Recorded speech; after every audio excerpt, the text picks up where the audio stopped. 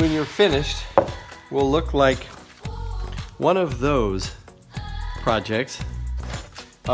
This is this project that's just been basically lightly sanded, and it has no stain. But this is an example of one that has stain, and this one has a wash with a paint coating. You should have the bottom piece. You should have a bag of soil, a bottle of glue. You should have some nails.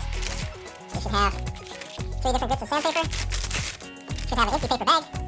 And you should have 4 squares of wood. Now, if you notice, these woods have, some of them have a smooth side, and then some also have a rough side. Some of the ones that came out, they have basically relatively smooth on either side, and that's fine.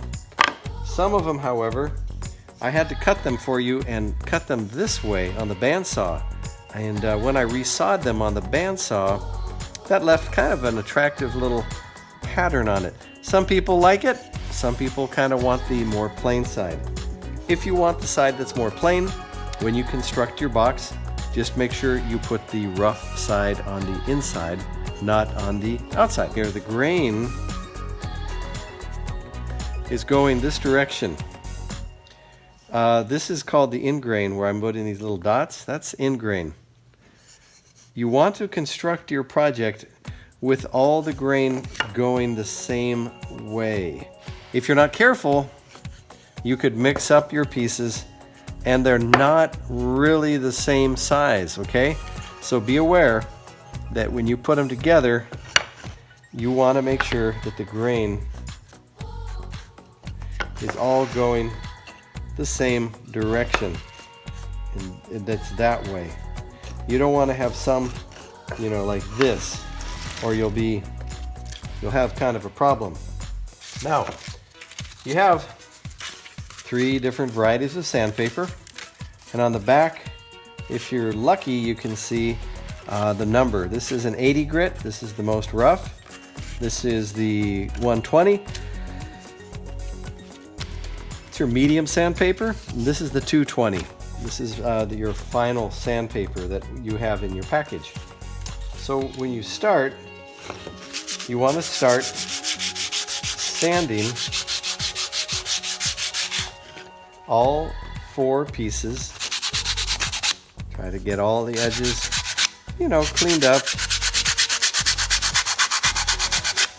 sanded and such. Definitely want to go that way. When you've done all 4 with the sanding, then you want to go to the 120, the finer sandpaper, and then you can shift down finally to the 220 and sand until you get all your pieces, pleasant to the touch. I'm using a Sharpie so that you can see, but let's do a marking on one side here, and one side here. The reason we do this is so that we have an idea when we put it together where this lines up with that one. Sometimes if we don't have that little line, we might not know, where exactly are we going to be putting this project together. 16, but you have some extras in case one of them, or you lose some or you bend some. If you're just kind of starting out, truly I recommend probably if you can get your hands on a smaller one, that would be great. If you only have a big one, okay, use the bigger hammer, but this might be a little easier to control. Now, one tip I want to share with you, I don't know if you can see it, but there's pretty good little tip on that point. It's pretty pointy. I like to take these for a project of this style, and I like to blunt each one of those. So I'm going to take my hammer, and I don't want to hit so hard that I just bend them, but I do want to just kind of blunt the tip. And the reason I do that is it helps to minimize your chances of splitting the wood. I'm hitting it, don't want to really do it on a table, you will wreck your tabletop, so you need to hit it when you blunt your nails. Make sure you blunt them on something hard like steel. Remember these lines that we did? Well, those are going to be kind of indicators of where we need to put our nails. So about 1 inch up from the bottom of this piece, we're going to pre-nail like so.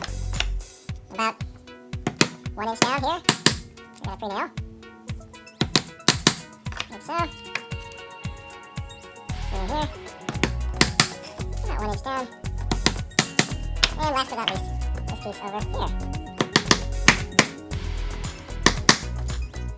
There we go.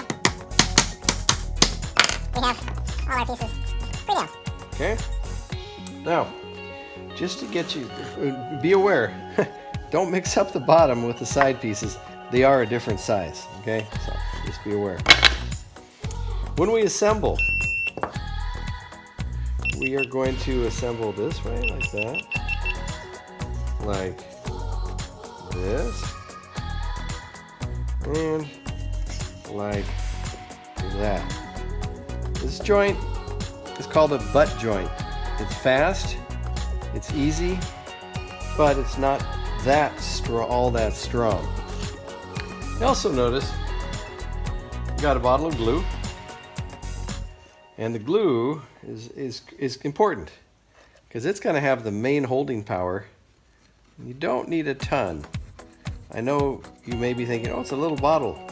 Well, you just don't need that much. If you put too much glue in here, you're actually going to find that your project won't come out like you really wanted.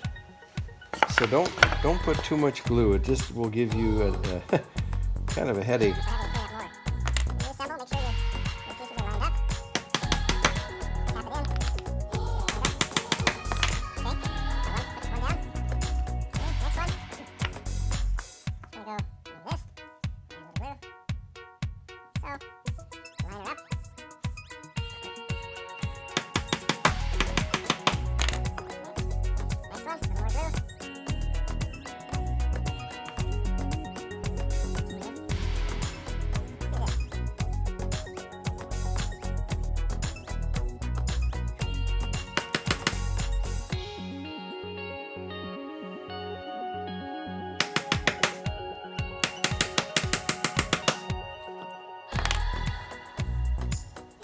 And for this last one, you may notice that the angles, you may have to kind of pull just a little bit to pull it, and that's okay if you need to pull it to tweak it back into shape.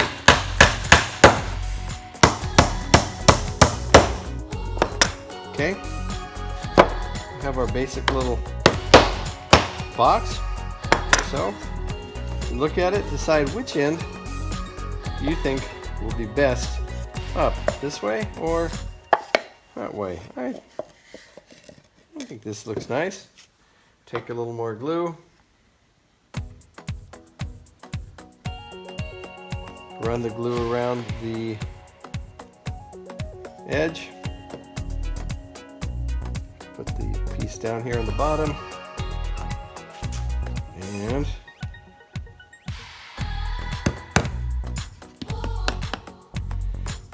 nail it in.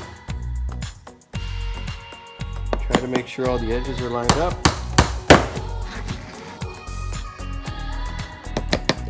Each side should get 2 nails, like so.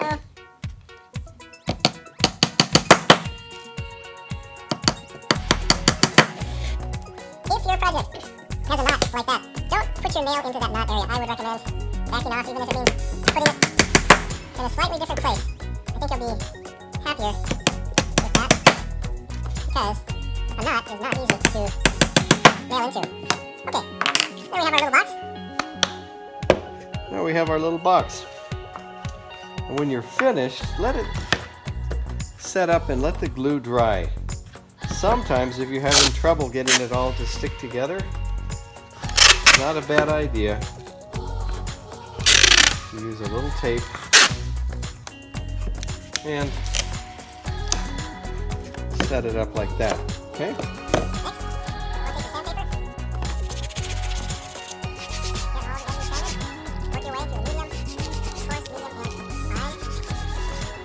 Eventually, it should look something like this. Okay?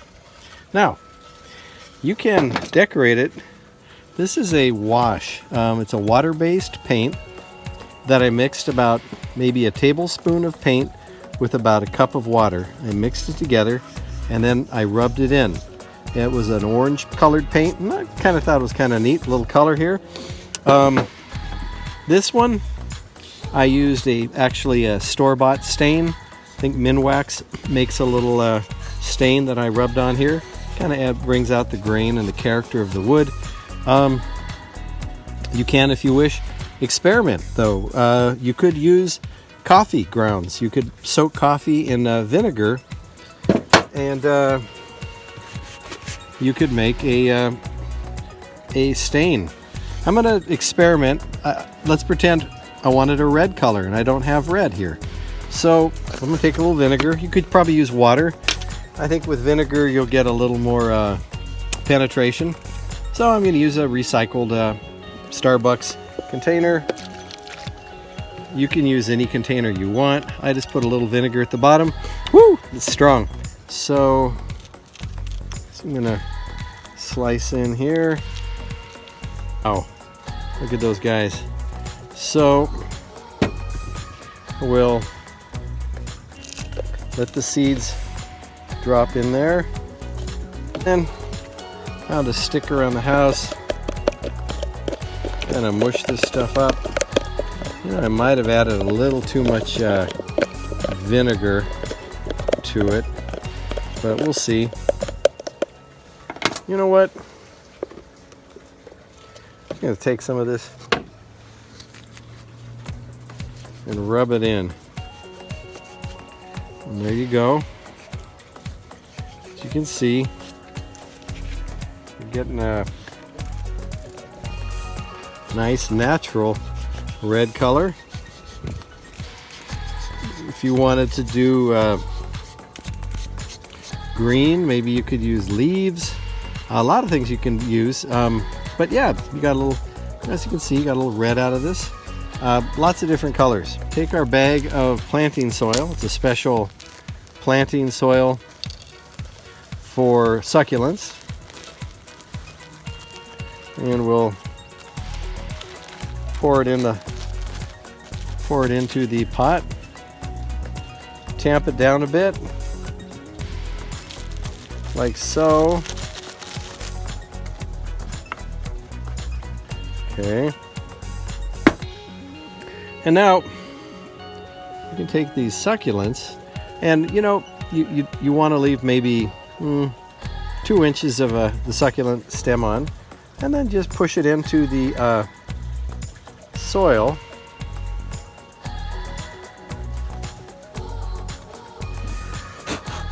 And there we go.